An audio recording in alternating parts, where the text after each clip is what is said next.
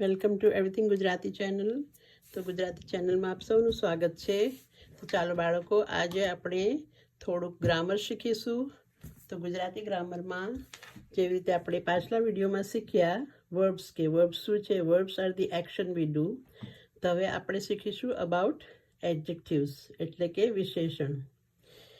તો ચાલો શરૂ કરીએ. નામના અર્થમાં વધારો કરે તે શબ્દને વિશેષણ કહે છે.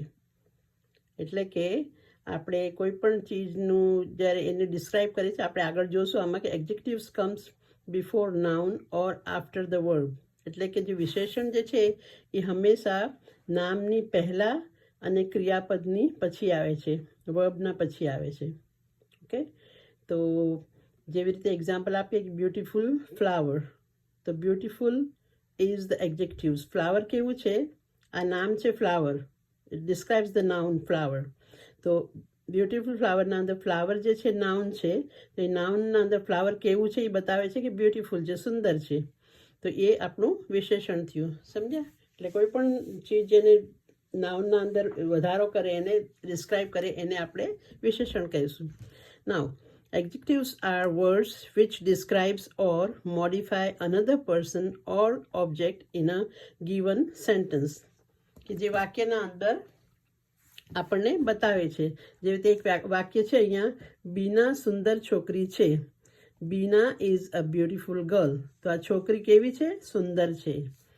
આ સુંદર છોકરો છે. હવે આ સેકન્ડ સેન્ટેન્સ છે, એમાં કે છે સુંદર છોકરો.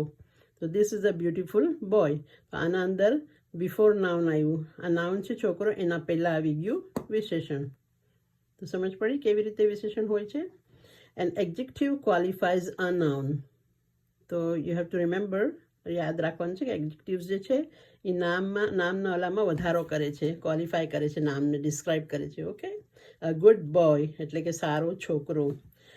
બોય એટલે છોકરો, દેટ ઇઝ અ નાઉન, અને ગુડ એટલે સારો, દેટ ઇઝ એડજેક્ટિવ્સ. હવે વિશેષણ એટલે નામના અર્થમાં વધારો કરે તે, જેવી રીતે સુંદર ફૂલ, સારો છોકરો, હોશિયાર ડૉક્ટર. જે રીતે રમેશ ડાયો છે, છોકરો અભણ છે. આના અંદર ડાયો અને છોકરો અભણ છે, એમાં અભણ. ચાલાક શિયાળ, તો ચાલાક વિશેષણ છે. સુંદર બગીચો, સુંદર ઇઝ ધ એડજેક્ટિવ્સ. મોટું ઘર, તો ઘર કેવું છે? તો મોટું છે. મોટું ઇઝ એડજેક્ટિવ્સ. તો સમજ પડી? પછી આપણે આગલા વિડીયોમાં બીજા થોડાક એના એક્ઝામ્પલ્સ જોઈશું. ઠીક છે, ફરી મળીશું.